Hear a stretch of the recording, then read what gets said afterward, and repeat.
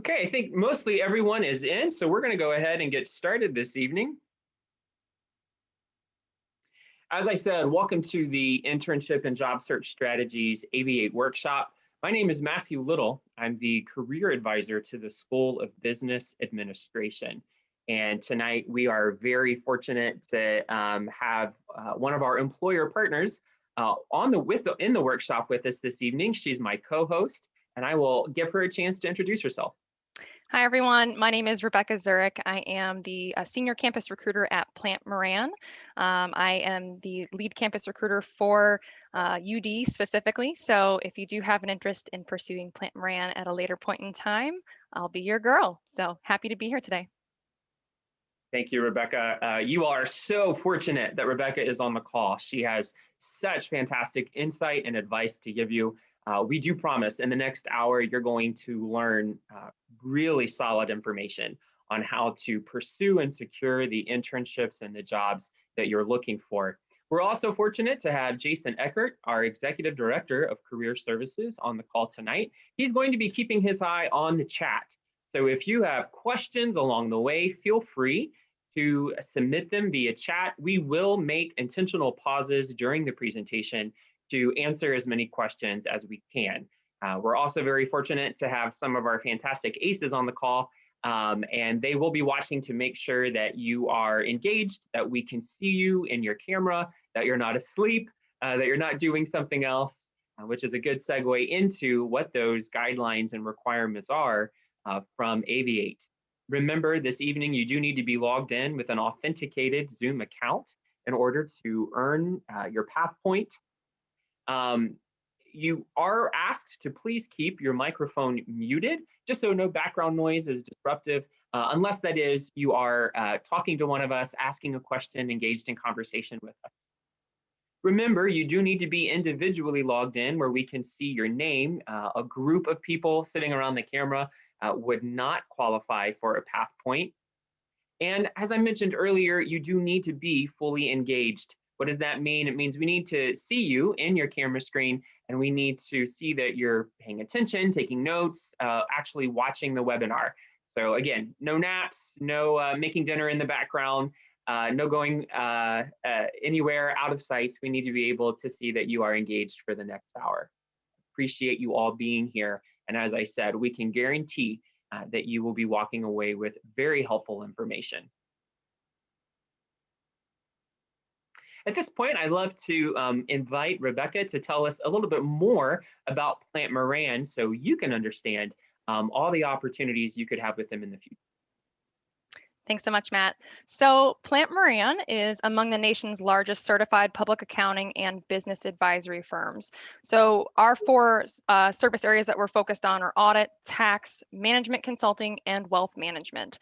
Today, our firm has roughly 4,000 staff with more than 350 partners.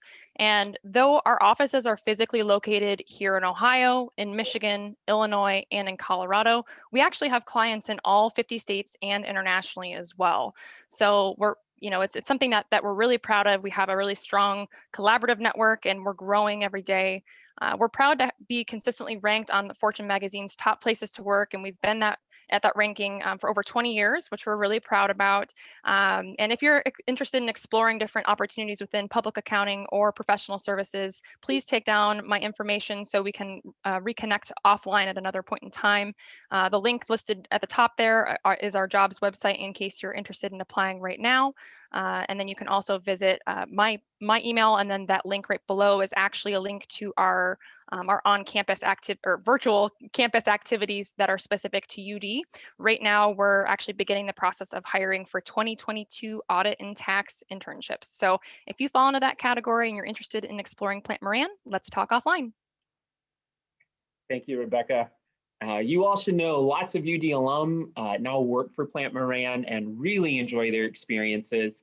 It really is a firm with a strong sense of community, which makes UD Flyers obviously feel right at home.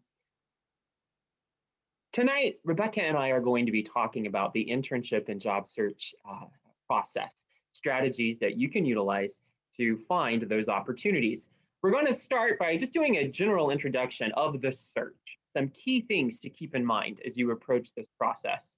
We're then going to walk through 4 specific strategies, what I call the SNAP strategy, which is search, network, apply, and pursue. We have a few helpful tips, and then there will be an official Q&A. Although, like I said, please feel free to submit your questions throughout the presentation. We will be stopping throughout the PowerPoint to answer what questions you might have. So we're going to start with talking about the search. And this is the reason why. As a career advisor, I often see students approach the job or internship search process as kind of as if they are a customer looking for a product. So in the same way that you may go to Amazon to look for a product that you want to buy and purchase the one that you see and wait a couple days for the package to arrive in the mail. So a lot of students will go online to look for an internship or a job. They'll submit their resume and application and then wait for a couple of days, hoping that the employer calls them and offers them an interview. More often than not, a couple weeks later, maybe a couple months later, that student will come to see me in my office and say, Matt, I don't understand what happened. I never heard back. And that's because in this process, that approach is the most ineffective way of looking for a job or an internship, simply applying to lots of things online and waiting to hear back. Because in this process, you actually are not the customer, you are the product. The customer is the company doing the hiring. So in the same way that a company has to market its products to get your attention so that it can then persuade you to buy that product, so in this process, it is your responsibility to market yourself effectively to get a company's attention to persuade them to interview you and hire you for the internship or the job. So it is a paradigm shift for students to have to make, but it really helps you approach this process much more effectively. Over the next hour, what Rebecca and I are going to walk you through are the strategies that you want to implement to market yourself effectively, to get a company's attention, and ultimately land the internships and the jobs that you want. Again, we're going to do that by walking you through the SNAP strategy, which stands for search, meaning how you seek and organize the companies and the opportunities that you're interested in. Network, how you build and utilize strategic relationships to get noticed. Apply, how you develop and submit attention-grabbing documents like a resume and a cover letter. And then pursue, how you follow up and persist in this process in order to secure an interview and ultimately the position that you're going for. We're going to start tonight with search. A lot of students are wondering, Matt, how do I find an internship or how do I find a job in the midst of this COVID-19 pandemic? Isn't every company pretty much frozen when it comes to hiring? Well, the truth is that no. Actually, lots of companies are still hiring. In fact, some companies are actually hiring more than they did over the last few years. So if that is a concern that you have, one of the things you're going to want to do is think about what industries are in demand right now. And here's just a sample list, not exhaustive whatsoever, of some of the industries that we know are hiring. As Rebecca just said, they're already hiring for certain internships for 2022. So there are lots of companies and lots of industries out there that are looking to hire interns and full-time employees. Now, there are some industries that are still a bit frozen because of the pandemic. So if your dream is to work for Disney World, it might be hard to get a position there right now until vaccines are more widely circulated. In that situation, you might need to pivot. You might need to consider one of these other industries first, and then when some of your dream industries start to open up again, pivot and transition to those opportunities. Thankfully, there are lots of resources out there right now that you can use to see who is hiring and who is not. We have links to some of those resources here. And if you're interested in having this presentation, you can reach out to us after the presentation. I'll be glad to share these slides. So you have these links, you can check out some of these resources that post the companies that are hiring, the companies where hiring is frozen, and even some of the companies that might still be laying off.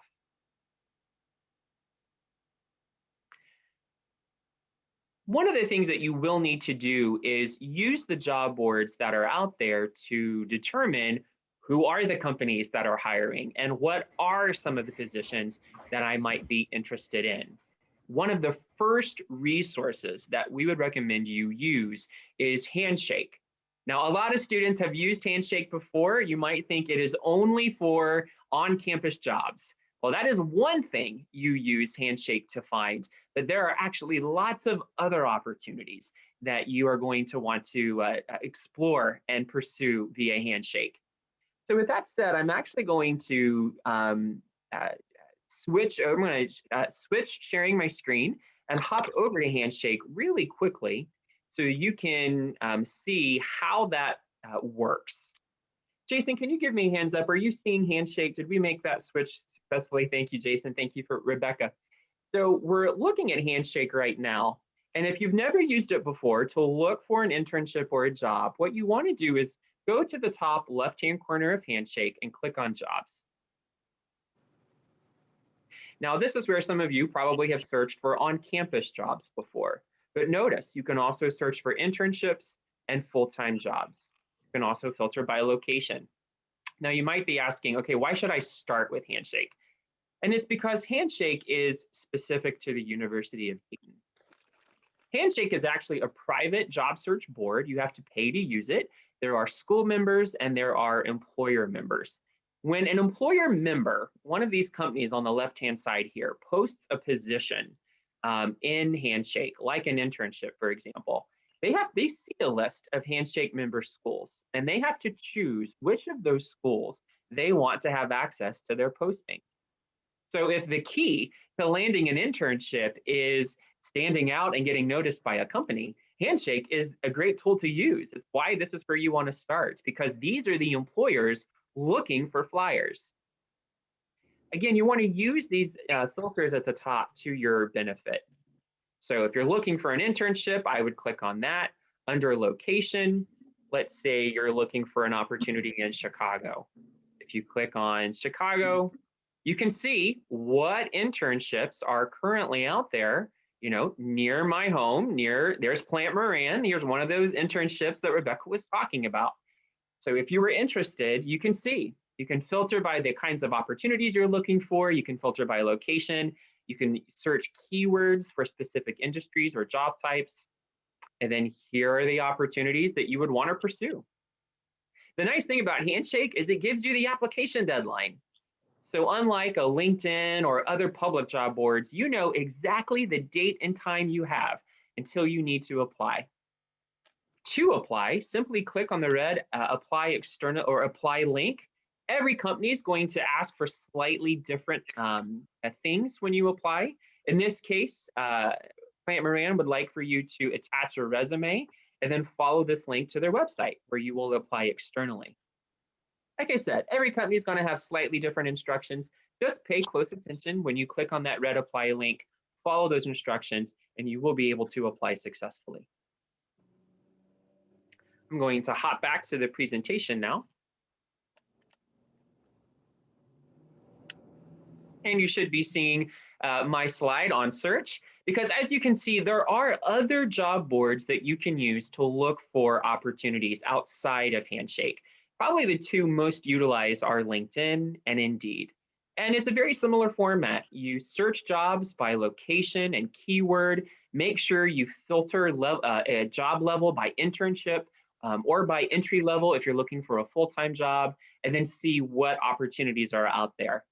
Of course, you always want to apply from a company's website, never from a third-party job board. But oftentimes, if you click on the apply link on LinkedIn or Indeed, it will still send you to the company's website to submit your application there.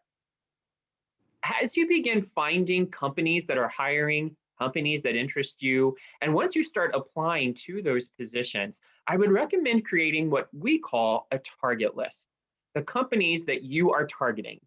Again, the companies that you plan to apply to, the companies that you are applying to, and maybe the companies that you haven't applied to yet, maybe they don't even seem to be hiring, but that you're interested in. all of that is information that you want to organize and keep track of. What I would recommend doing is creating a Google Sheet. There are many reasons a target list is a helpful thing to organize and maintain. First, a target list is just going to help you maintain your sanity.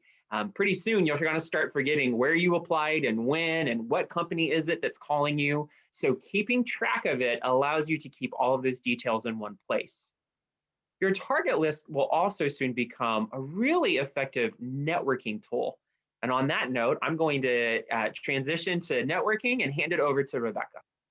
Thanks, Matt. So, what is networking? Networking is essentially just building relationships with a group of contacts who can guide and assist you as you're going through your career search.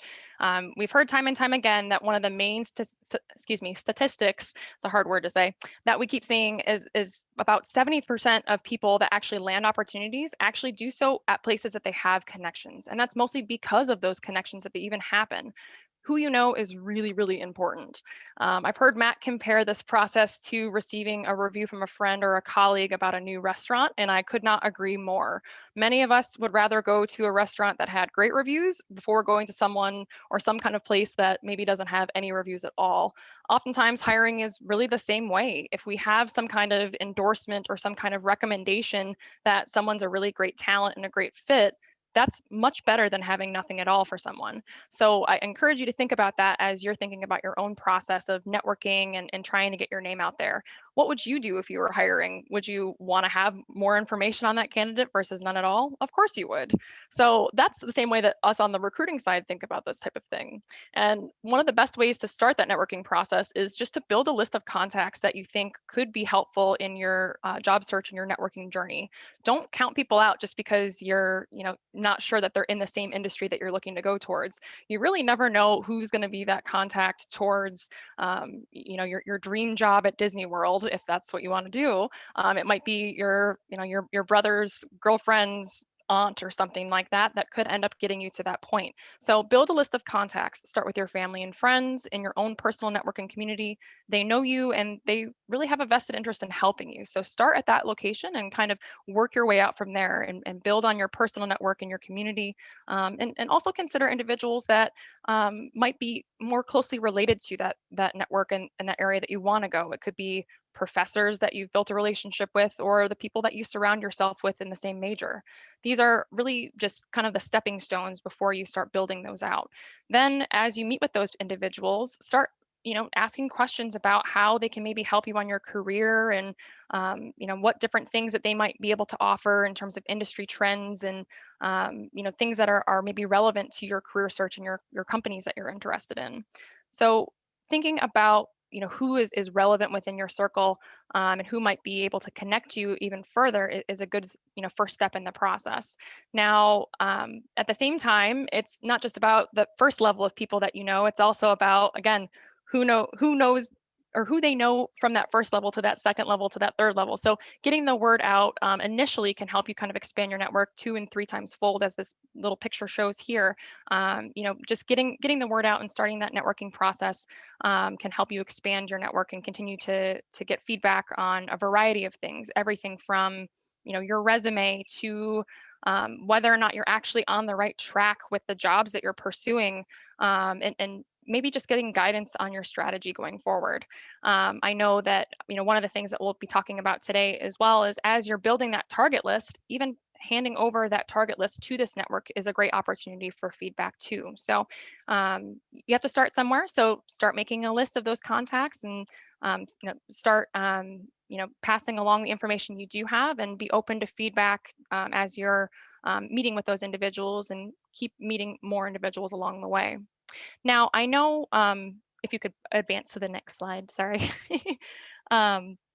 So it's also important to think about, again, not just who you currently know, but also who you can get to know. Not just who's in that first level of network, but also those second and third levels throughout your network.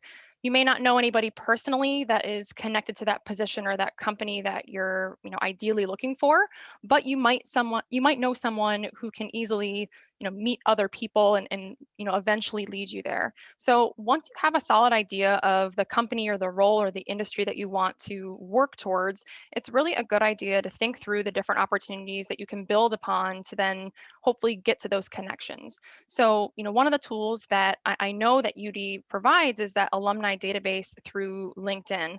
Matt, I know you have access to this alumni database, and it might be helpful for you to show the audience here just so they can kind of see how they can maybe leverage this as they're going through their search. Unmute myself and take you there. Are you able to see that, Rebecca? Yes. I just switched over my site. Fantastic. Yep, it looks like your screen's loading, but I think we're on our way there. Oh, there it is. Okay, good. All right, great. So we are on UD's LinkedIn page, and what Rebecca is talking about is when you're on LinkedIn, which all of you should have a LinkedIn profile. It's free. You don't need to pay for anything. Search for the University of Dayton once you're on LinkedIn. And when you're on UD's page, you'll see that familiar blue and white chapel logo. So you'll know you're on the right page. On the left-hand side, there is this link to a searchable alumni database. Rebecca, if you don't mind, I'm going to call on a student real quick and have them give me a city.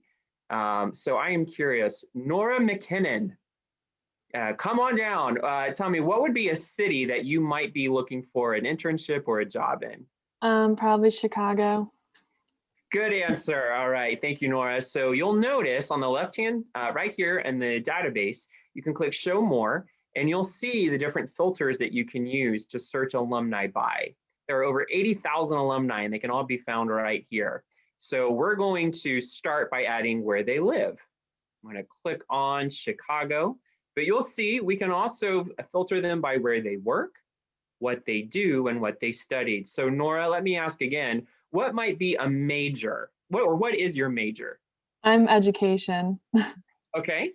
K through 12 or? I'm K through 5 or preschool through 5th. Okay, got it. So I'm going to try to add that as a major. Let's see. I'll just try education. Whoops. I'm going to start with elementary education and teaching, and let's see. So there are 69 alumni living in the greater Chicago area on LinkedIn that majored in elementary education. So if Nora was trying to network, if she was trying to reach out and build relationships with alumni in Chicago in her field, in order to have some help in getting noticed by some of these school districts, this is a great place to come to see who is there, what districts are they in, what are maybe some of the schools or districts that she'll want to apply to, and then down here are those alumni. So let's say Nora was trying to get into Chicago Public Schools. Well, here are the 8 alumni that work there. And because she's an alumnus, she would have every professional reason. It's completely legitimate to ask to connect to them and add a note, introducing yourself and asking for a conversation. So that is the alumni database on LinkedIn, and just one tool that you can use to find alumni who would hopefully be willing to have a conversation with you and help you out. Thanks, Matt. Yeah. And I want to actually piggyback off of something that Matt just mentioned. So when building a network, the key to remember is that you are creating and nurturing a relationship. You can't just start by sending a message through LinkedIn and asking for a job. If you ask for a job immediately, you're probably going to have some mixed responses, but they're probably not going to be as positive, I would say. Think about, I guess the flip side of that, if you had someone just reach out out of the blue and ask you for a job that you don't know anything about, it's going to not necessarily, I think, be received very well. But at the same time, I think people do have a natural tendency to want to help and guide and assist others, especially those that are already within your flyer network. So your best strategy, I think, is to maybe use a two-phased approach. You'll reach out, ask for some advice, some information, some assistance, build trust and gain some support with those individuals. And, they may eventually lead you to those job opportunities, but I wouldn't say lead with that. I know it can be a little bit intimidating to reach out to people that you don't know. So one of the things I meant to mention before, I think it's also a good idea to think about what your networking objective is. depending on where you're at in the job search process, you might be networking very broadly, or you might be networking very specifically and very narrowly. And this might evolve as you continue to network, but think about what your actual objective is behind networking. Are you looking to learn about the differences behind very specific jobs within an industry, or are you just looking to generally meet people who can provide you with guidance on your search and eventually lead you to those open job opportunities? Having clarity on your why that you're networking, I think, will help you really come across as clear and focused and genuine when you're speaking with other individuals, and I think help you kind of direct yourself into what type of organization or what type of avenue might be best for you in terms of your networking opportunities. So looking at these other items that are on the list here, reaching out to members of any organizations that you belong to, including volunteer groups, professional associations, campus clubs, running clubs. It could be, a variety of different things. And you may even want to consider joining a group as a means of meeting more people. There may be people in your industry that may be more targeted to what you're looking towards. It's important to think about, again, what's your why? How broad or how narrow? And then that can lead you to those informational interviews that are mentioned here. While building a network, the key is to remember that you are creating and nurturing relationships. Again, don't just start out of the blue, but people do genuinely want to help other people. So, having a good understanding of why and then reaching out and starting that relationship will eventually, hopefully, get you to those job prospects that you're seeking.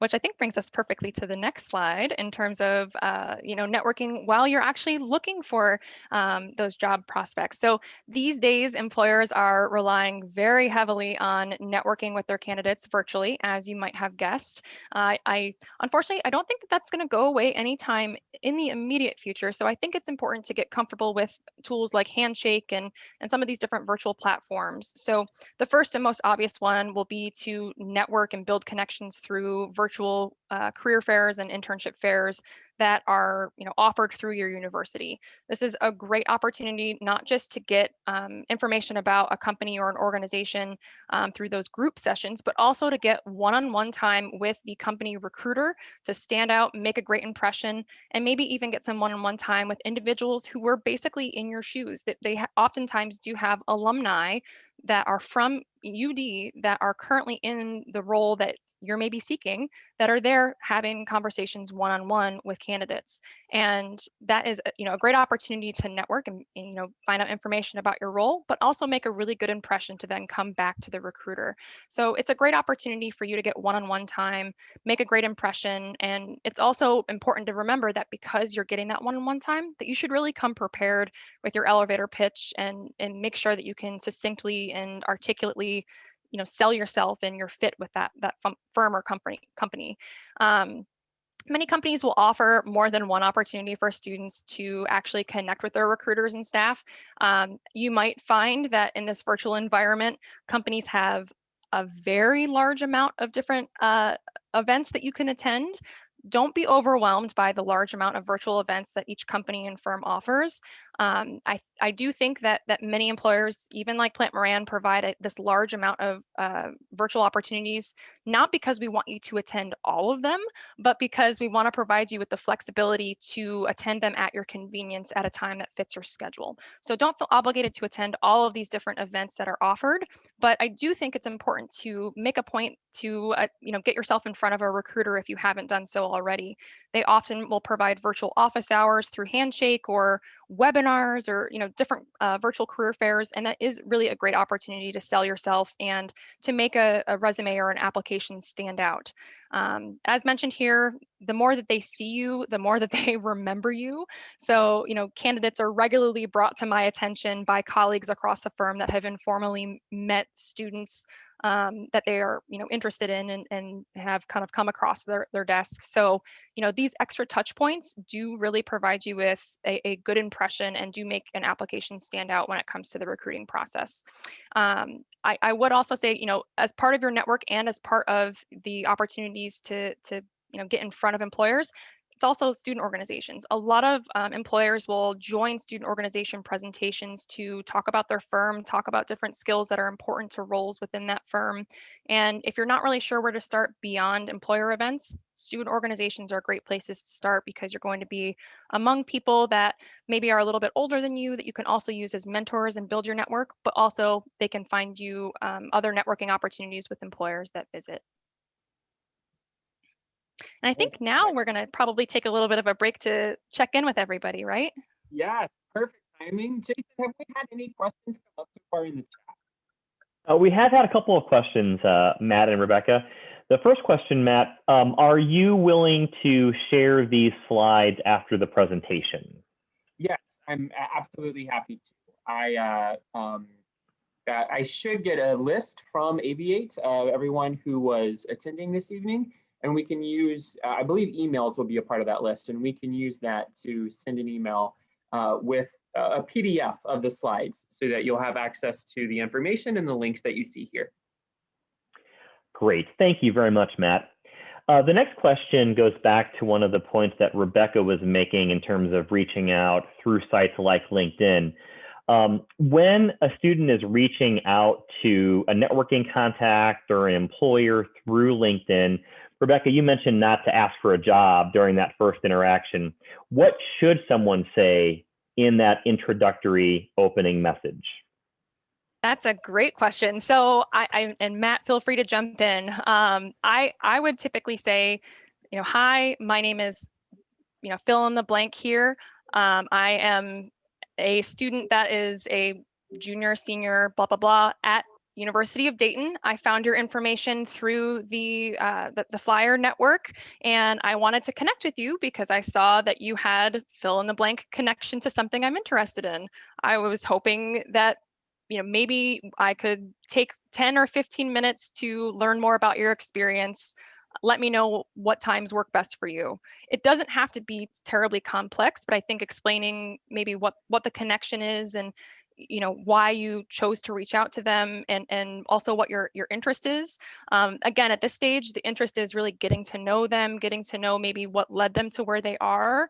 That's really kind of the more, I guess, immediate goal is that more informational interview piece of it, because they may not even be the one that gets you in touch with the job, but they may be able to give you more context around just, that career choice or that company or organization, and really just kind of painting a picture that you're not really going to ask a lot of their time.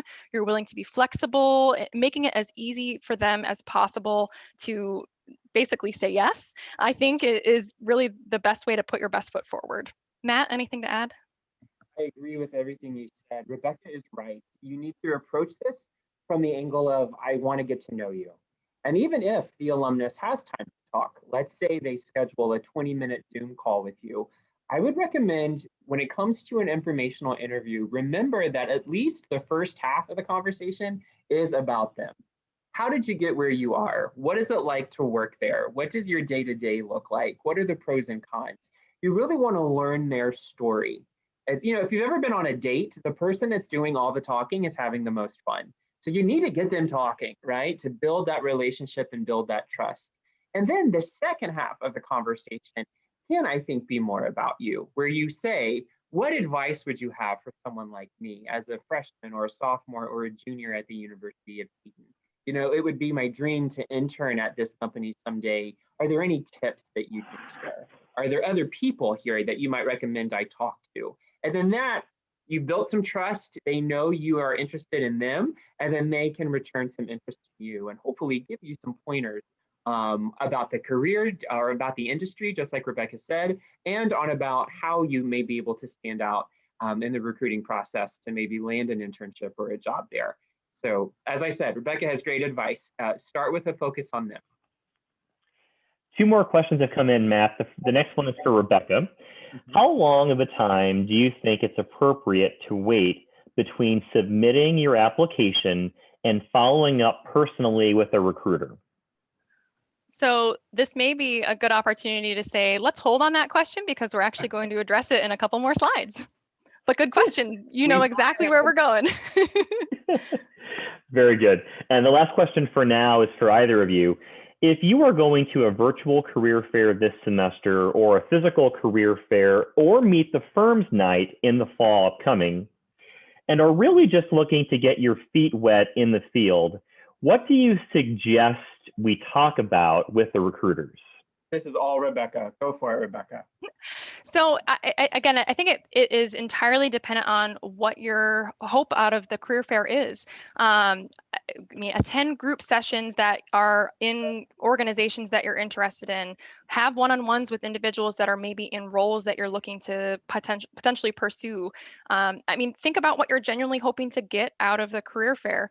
The people that are attending these career fairs know that we're going to speak to a pretty wide variety of different people, from freshmen that are still learning to seniors that are really looking for jobs. So ask yourself, like, what are you hoping to get out of it? And then when you go into those one-on-one sessions, just be genuine and be honest. Just say, hi, I'm brand new to this. I'm just trying to learn a little bit more about your background. Use that as an informational interview trial, because that's essentially what you're getting the opportunity to do.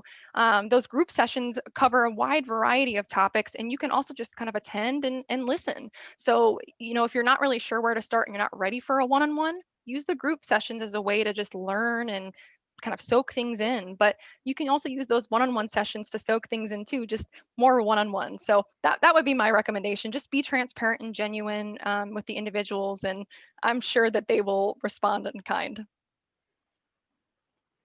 Great. Any other questions? Maybe time for one more, Matt.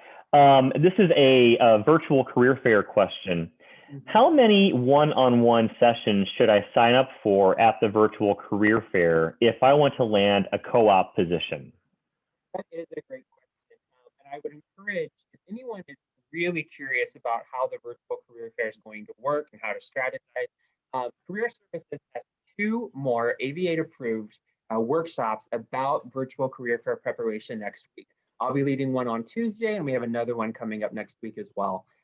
So you might learn more there. For the time being, I would say there is no secret number, right? It's not like if you talk to 10 employers, statistically, we know you will get 1 job offer. Unfortunately, it's not going to work like that. What I would do instead is closely review the list of companies that are going to be attending that day. Make a list of the main companies that you're interested in, that when you're having that conversation, you will be able to have natural enthusiasm about the company and why you'd want to work there and why you're interested in them. And then make it a priority to try to talk to all of them. Try to schedule one-on-ones with all of those companies. Ideally, you're talking to at least 1, maybe 2, 3, 4. After that, it might be hard to have the time to talk to 10 or 15 companies. Unfortunately, this is not an in-person fair where you can just kind of mull around and shake hands. This is a virtual event, so you need to be more strategic as you schedule these appointments, making sure they fit into your schedule and that they're not overlapping so that you have time to get from conversation to conversation. So make a list of the companies that genuinely interest you, and then ideally try to schedule time with all of them. Can I jump into? I would also say, I think it's about quality versus quantity. I mean, at the same time, it kind of is encompassing exactly what you said, Matt. I think it's worth time looking into who's going to be attending and who's kind of the best fit for you.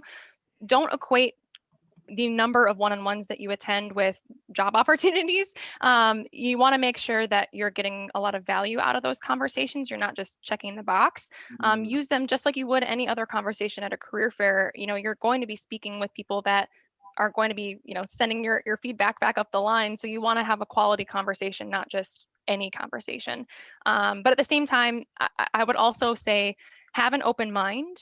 If you're not really sure about a certain organization and you have the opportunity to do so, the benefit of the virtual environment is that it's not that much work to spend 10 minutes and sign up for a one-on-one. So I would also say, don't just stay within your bubble, because you never know what could happen.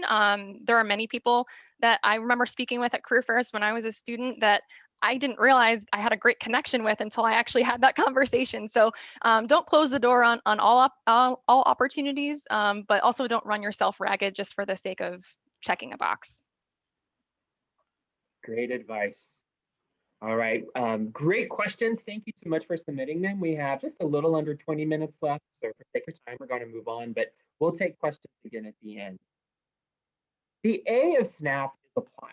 So you found the opportunities you're interested in, you've worked hard to get noticed, build relationships, make connections at those companies. And if you're keeping an eye on those deadlines on Handshake, you want to make sure you apply before they run out. This is a great opportunity for me to really encourage you to schedule appointments with your career advisor through Handshake. If you need help with that, you can reach out to Career Services or utilize our virtual drop-in hours, which are Monday through Friday, 12:15 to 3 p.m. for resume reviews and cover letter reviews. We also have workshops every semester on how to design resumes and cover letters, but every day of the week, during the work week that is, Monday through Friday, there would be people in Career Services, your career advisor like me, or one of our peer mentors during drop-in hours to help you create solid resumes and cover letters that are going to really stand out when you do apply. One way that you can create a standout resume is by tailoring your resume and cover letter to the job description. What do I mean by that? Well, what I mean is when you're applying for those positions that you really want, it is worth the time to review the job description and really get a sense of the skills and the qualifications that they're looking for. Highlight or make note of the skills and qualifications that you know you have, and then make sure you're talking about them in your resume so that you're basically connecting the dots for the employer. And even try to use the language of the job description when you're talking about those skills and qualifications in your resume. Oftentimes, companies, especially larger companies, have scanning software that are scanning resume for keywords. And keywords are going to come from the job description. Those resumes that have more keywords in them are going to make it past the scanners and most likely into the hands of a recruiter. To show you what this process looks like, I encourage you to look at this. Michael, if you would remind muting yourself, thank you, sir. So as I was saying, if you could take a look at this image, you'll see on the left-hand side a job description, in this case for an accountant, and on the right-hand side, someone's resume that is applying for this job description. Notice how the orange and the green correlate between job description and resume. Going to draw your eye to the left-hand side, to the job description. Notice how in the top paragraph it says that this position will be preparing balance sheets, profit and loss statements, and other reports to explain current and projected company financials. So when Jackie was creating her resume to submit for this position, she knew that she could do that, and she wanted to make sure that the company knew that. So under her experience section, you'll see she has a bullet point. We highlighted it in green, where she says just that. Not only does she make it clear that she can do that work that is mentioned in the job description, but she uses the exact same language as that which is in the job description, making it clear to the employer that she is a good fit for this position and showing the keywords in her resume. You may not have time to do that for every single job you apply to, but for the positions you really want, for the positions where you really want to stand out, taking the time to tailor your resume is a great strategy. As Rebecca promised, we're going to talk about now how you follow up. So Rebecca, take it away. Okay, so once you've found an opportunity that you're interested in and you've submitted that application, give the company some time to review your application and all of the documents that you submitted. Now, as you know, Matt mentioned before, some of the jobs that you have posted on Handshake, there may be a very specific deadline.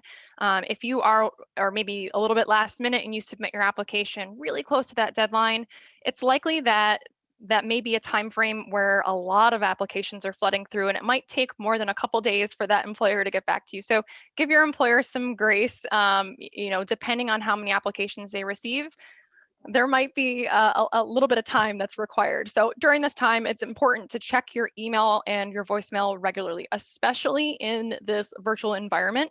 Email and voicemail on the phone, those are going to be the ways that we're going to be getting a hold of you. So if we, you know, try and give you a call and your voicemail box isn't set up, or maybe your voicemail box is full and we can't get a hold of you, and then our emails that we send to you to reach out, maybe those get stuck in your junk mail or your spam folder. We might never get a hold of you. We're not going to be on campus, so how are we going to get a hold of you otherwise? So during this kind of waiting period, the 1 to 2 weeks right after you first apply, it's really important to make sure that you're keeping yourself open and available for follow-up conversations. Maybe you need to submit an extra transcript, or maybe something didn't come through right that you submitted with your application. You may have additional follow-up requests even before you get to that review stage of your application. But this is one of the main ways that recruiters are going to be getting a hold of you. So if they need extra materials or like to move forward, make sure that that's an open opportunity. Now, if it's been a few weeks, meaning if it's been maybe 3 weeks, I would say two to 3 weeks typically. If it's been to that 2 to 3 week period and you're unsure about the next steps in the process or the timeline of what to expect, you've read back through the emails that you've received in response after you submitted that application and you're still just kind of not really sure where to go from there, following up with the company, the recruiter, whoever you have a contact email or phone number for is going to help you out, not just because it's going to give you a sense of what the next steps are, but it's also going to show that you have a vested interest in that position, in that company, that organization. And as a recruiter, it does demonstrate initiative, that a candidate is genuinely interested in moving to that next step. And it also helps you get on the recruiter's radar and get their attention. So you might be wondering, how do I find where to go? If you're applying through Handshake and you use, the Handshake database, you can typically find a contact for the jobs that you're applying for. There's usually a recruiter contact with an email or a phone number or something that's connected right to that job posting. That should be your first line of contact after you go to a job. Yep. There you go. So that will be your first person to contact. It's typically right at the bottom of the specific job that you're looking for.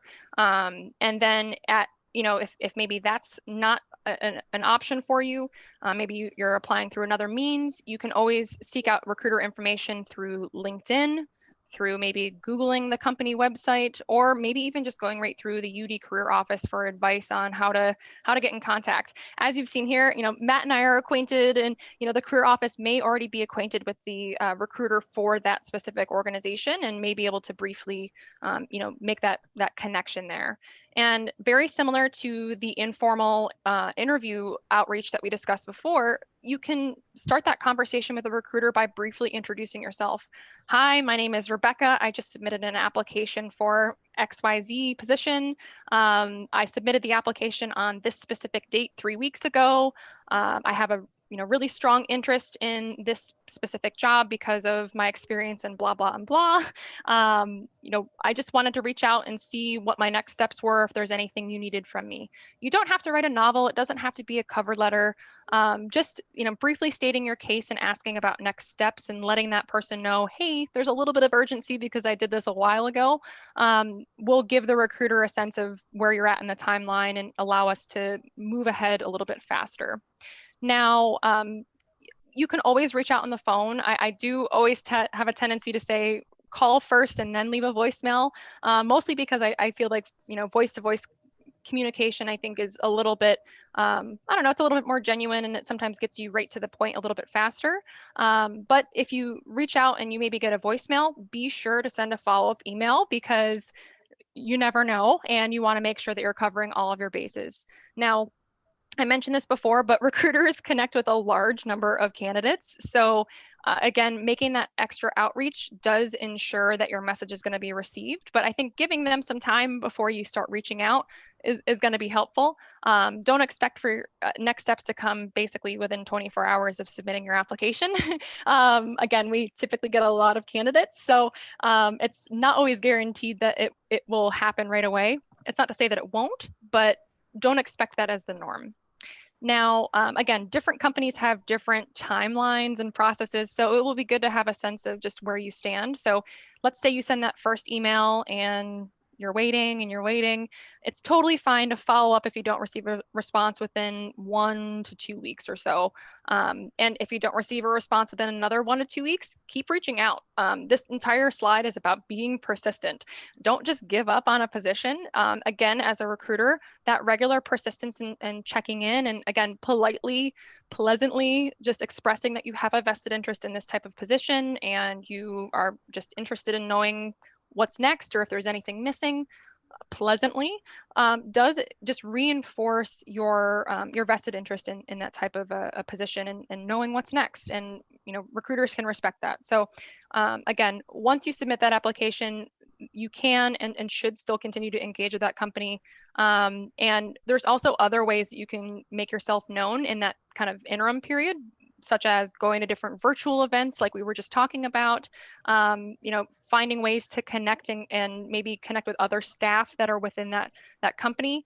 That will then help you maybe get your name pushed to the top of the list for review and follow up a little faster because you have other people in the company that are sending your name to the recruiter. So don't lose track of the work that you've done as well. Very similar to that tracker that Matt was showing in the beginning. Like, make notes of the other emails that you're sending and when you're sending them. That way you're not accidentally sending duplicate emails to a recruiter on the same day.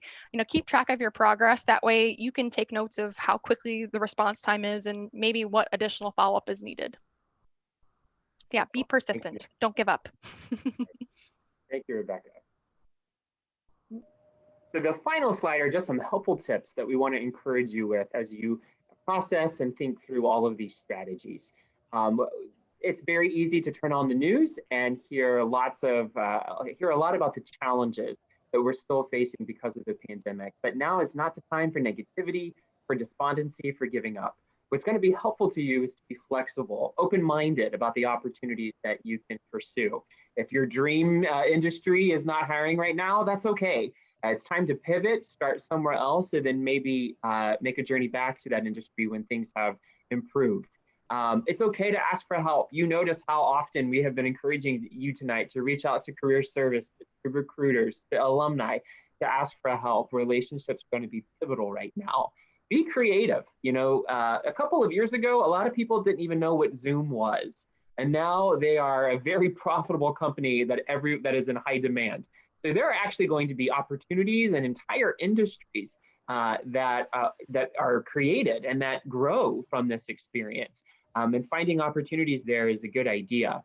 Remember, Career Services is always here to help you, whether it's our drop-in hours or your career advisor. You are always welcome to reach out to us for help in this process. We are going to have time for a few last questions and answers, but before we do, I just want to say thank you so much to Rebecca for joining us this evening and for offering our students so much help and wisdom. Thank you so much, Rebecca. Thanks for allowing me to be here. You're very welcome.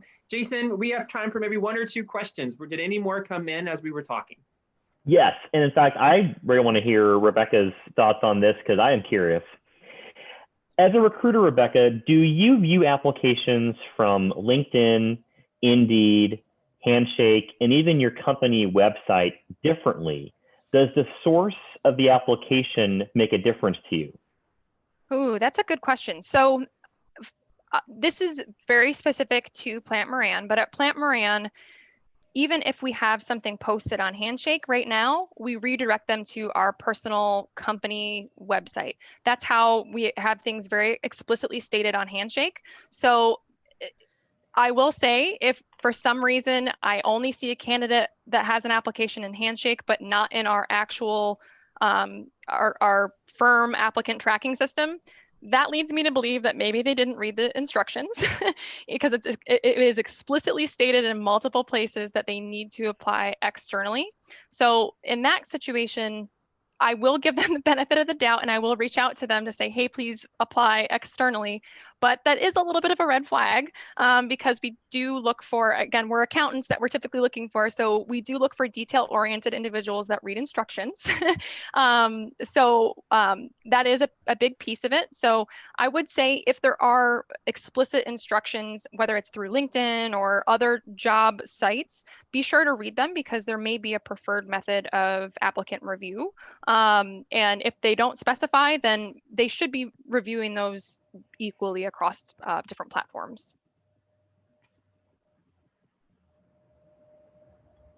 I hope that helps. Thank you. I appreciate your response. Rebecca, Matt, I believe we're at the end of the questions and almost at the end of our hour. Well, that's perfect timing. Thank you. Thanks to everybody for being a part of the workshop tonight. If you do have questions, you are welcome to hang around. Jason, Rebecca, and I will be on the call for a few more minutes. Otherwise, at this point, the ACE should know who was a part of the call this evening. You are welcome to sign off. So everyone, have a great evening, and we hope to see you at Meet the Firms and the Career Fair and all the other opportunities you will have to connect with our employers who want to hire you. Have a good evening, everyone.